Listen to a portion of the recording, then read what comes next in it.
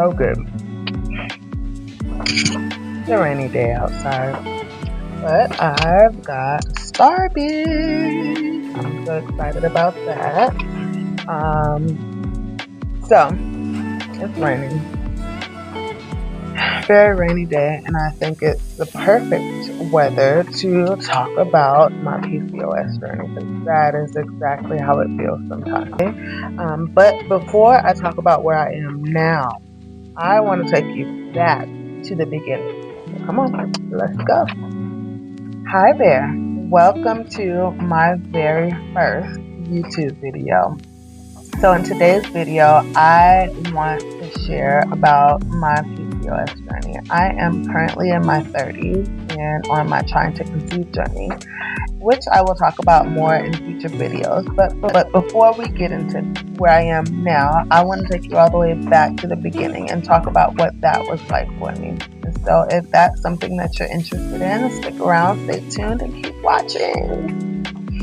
So I started my period just before my 13th birthday. And if you see me looking down, it's because I'm trying to keep track, make sure that I am saying all the things that I want to get out in this video. So I do apologize if I'm looking down. That is the reason. So I started my period just before my 13th birthday. And I didn't get another period the next month and for several months thereafter. In fact, I don't think I got another period until I went to the doctor. So that kind of prompted my mom to take me into the OBGYN and see what was going on there, because she was alarmed by it as well.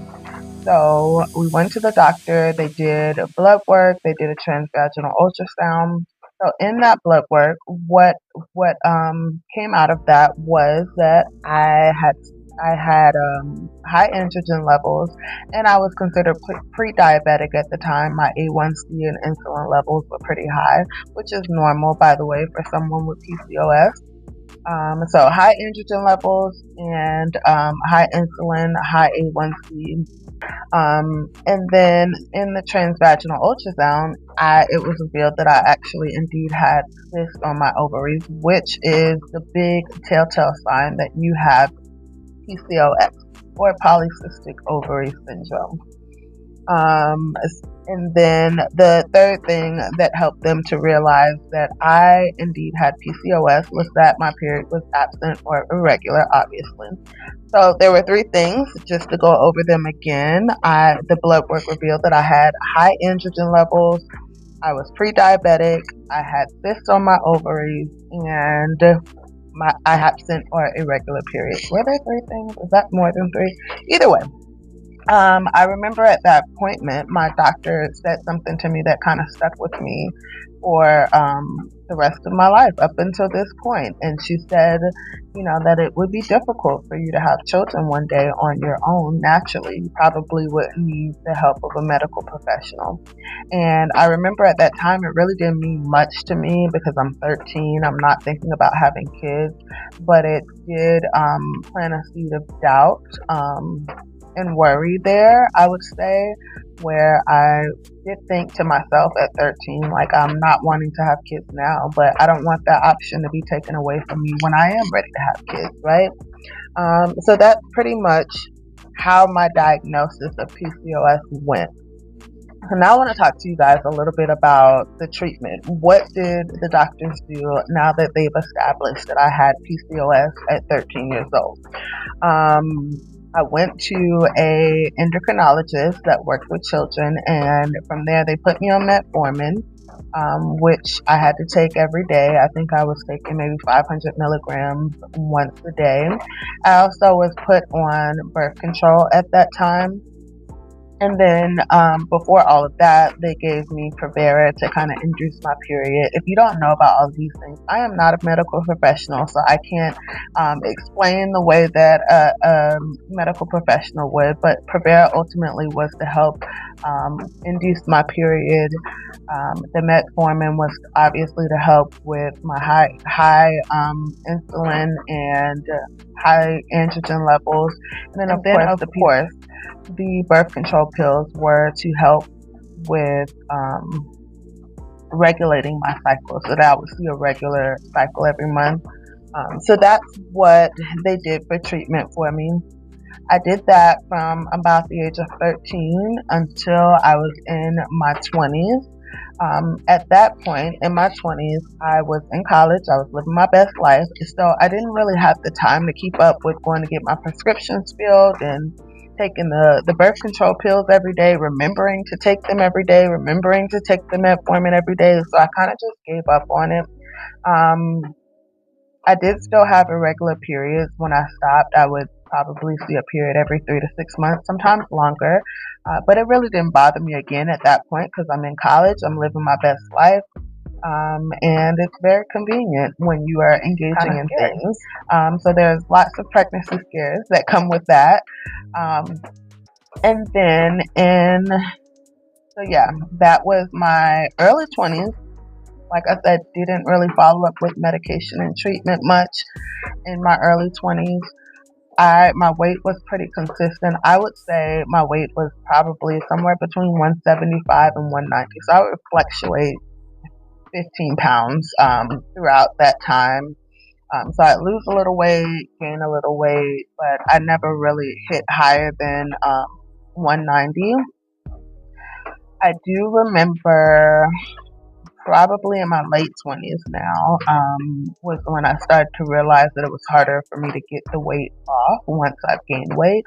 We've gone through the pandemic at this point, and I was eating everything, all this comfort food during the pandemic.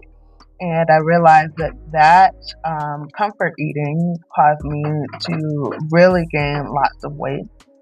So as we were coming out of the pandemic, I am now trying to focus on my health journey and focus on losing weight. At this time, like I told you guys, my normal weight was between 180 and 190.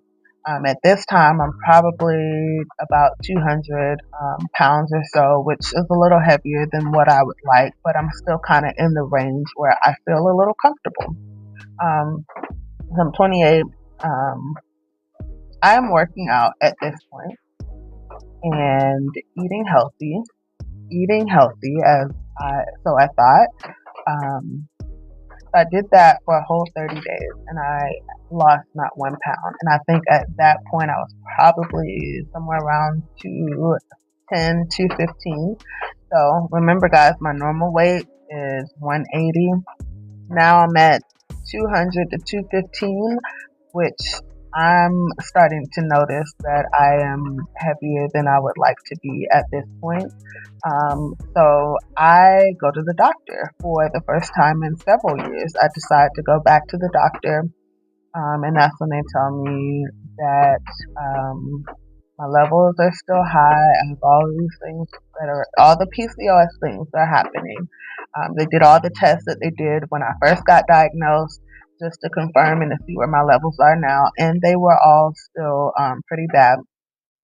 So she recommended, of course, like all doctors do, that I just lose weight and focus on that. She recommended that I go see an endocrinologist at that time. So I started seeing the endocrinologist. She put me on metformin.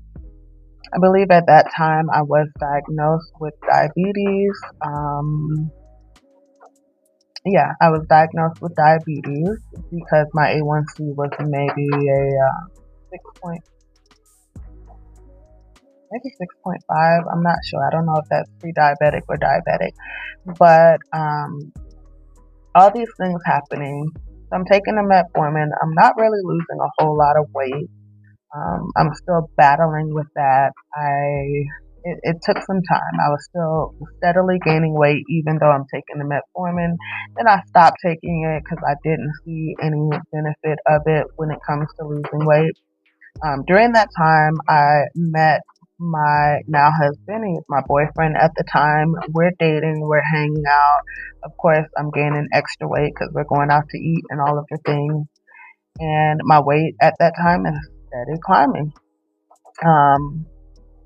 And it's climbing rapidly to the point where I got at my highest weight. My highest weight was about 230 pounds-ish, give or take.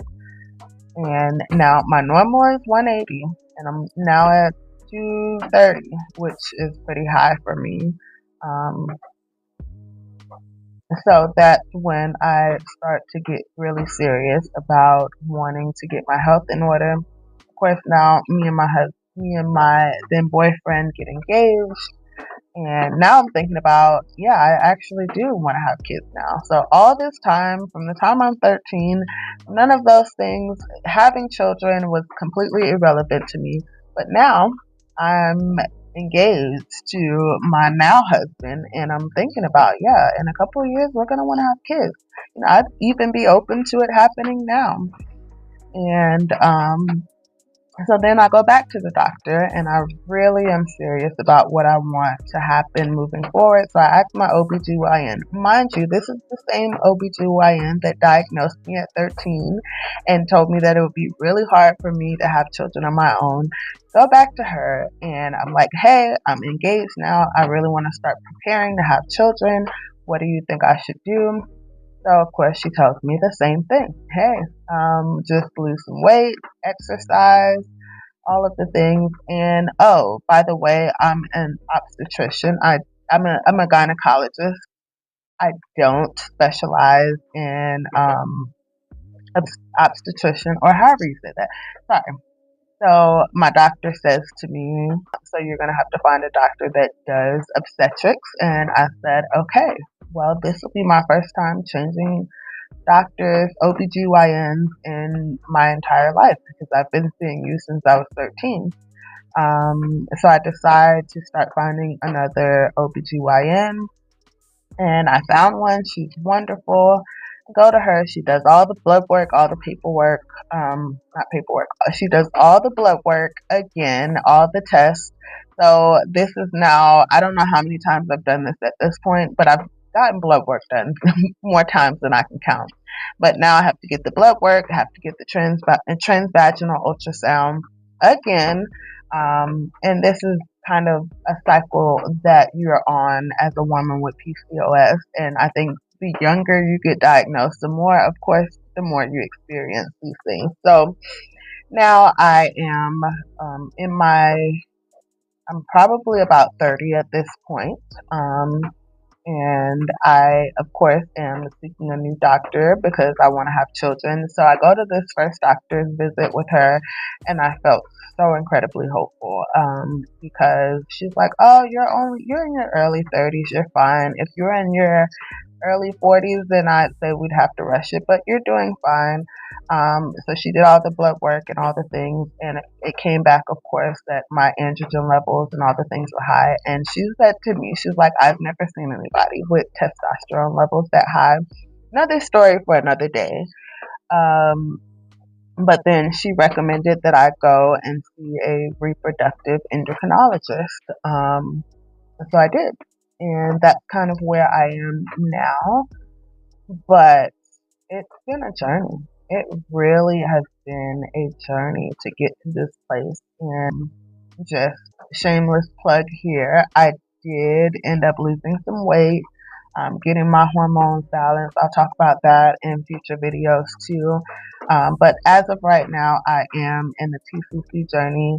We have had 2 medicated unsuccessful cycles, but that's okay. We're taking a break this month, which is why I thought it was the perfect time to start my journey here on YouTube and share the beginning, what my beginnings were like with PCOS before I get into all of my trying to conceive journey with you all. So thank you so much for watching today's video. If you've been on your PCOS journey, let me know in the comments. What age were you diagnosed with PCOS? Don't forget to like, subscribe, and hit the notification bell so you don't miss part 2 of my PCOS journey. See you later. If you enjoyed the video up until this point and hearing about my PCOS journey, I would love to invite you into my next video where I'll be doing a part 2 of my PCOS journey and sharing with you how I began to heal from PCOS, how I lost weight, what are some of the things that I did to start my trying to conceive journey. And I look forward to seeing you in the next one. Bye-bye.